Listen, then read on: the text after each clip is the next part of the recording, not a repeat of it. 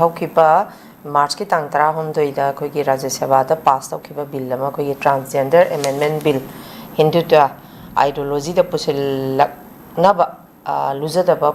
politics ni haidana santi kuraina thamlagli sigi matang si oja khoina sum yengba yabada koigi nupi manbi nupa manba sing sigi makoigi community ma koigi manipur gi government sina makoida karigumba haidi makoigi tamakta responsibility haigadra makoigi tokon thokpa ama phobo tokidrsu makoigi community singa si phobo dumak akoina tongan tongan balam singa comparison tawba matamda magi ngamna ba adumak makoigi kahani thak amada dumak hingba ase oja khoi ui ko haidi makeup artist po oiro the even doctor phawa yaur bani khoina hosi ubada handaki pass riba bill si na maram oiraga masida makhoi da sokadaba makhoi gi leijaramba singji mangtharakpagi kaino masu dum phongdoi masigi matang si makhoi si su voters ni makhoi gi vote si dum count tawribani aduma khoina sum yengbada makhoi si neglect tawbagi area mati yamna chauna ui sigi matang si oja kari kamain thambini akai transgender singji issue se masi akai religious ki oiba miyeng dagi yeng bataragadi akai sangsar sida akai gi kanona god na haiba tare akai mapu na taimong semba mapu sina semba da myoi kanglu ani semi haibani amana nupa haiba ma nupi haiba ma adugi magi creator sigi magi natural law se sigi makhata akai god ki oiba magi kano se magi Baujel haiba tare magi pautak se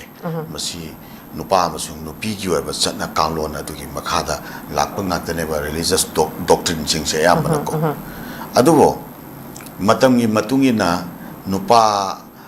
natraga nupi haina leiriba se sigi natural keno sigi sidagi khajik-tang thaidoaga nupa su nataba nupi su nataba nupa gi wakhal su sendaba nupi gi wakhal su sendaba hai tare ko nupi chapchanu oibra ha su nataba adumba third akoi gi gender community ma thore ya masigi thore ba potse akoi na undeniable oire ba ko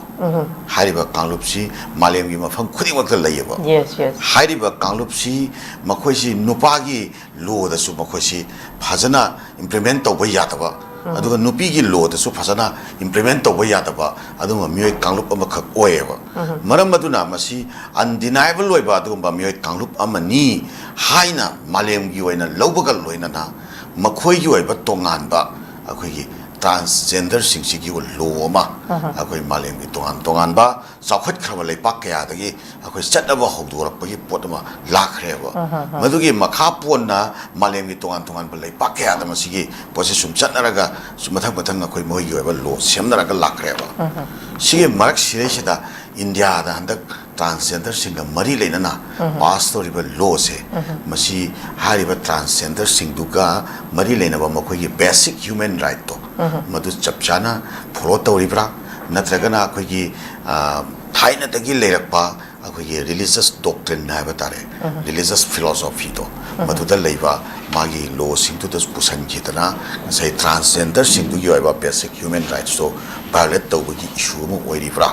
haiba potse siga mari leina ba wafam da transgender singa mari leina ba hak se shokata bagi wafam se masi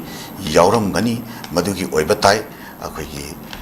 santa khuraina akoi transgender santa khuraina akoi sigi wafam ma thamai se do nan moi movement ama rally ga satana moi oiba voice ama tore ise masi gi oiba tai ana masida koina visioning ba observation di akoi transgender haiba community se amai gender community se masi akoi undeniable oiba dumba gender community amani makoi su miyoi bani makoi da fazana makoi bu ikai khomnaba amsung makoi bu akoi samaj sigi akoi leiriba te gender sing sigi oiba magi dignity siga manaba thakta makoi bu dignified toba makoi bu fazana makoi oiba basic human right to fazana makoi bu enjoy to hanba loina makoi su akoi kunai sida contributory oiba adumba gender community mo henna bagi miyengda lengak na mari leina ba ain singsi semtok kadabani aduga loinana haujiki transgender singa mari leinaba ain ki matangda transgender community sina makoi maikai de laiba voice concern se masi akoi punamakna su masi akoi human value gi oiba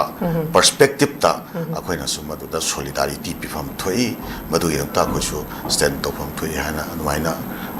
madu gi wakhalon doi thamsake. Okay, thank you very much.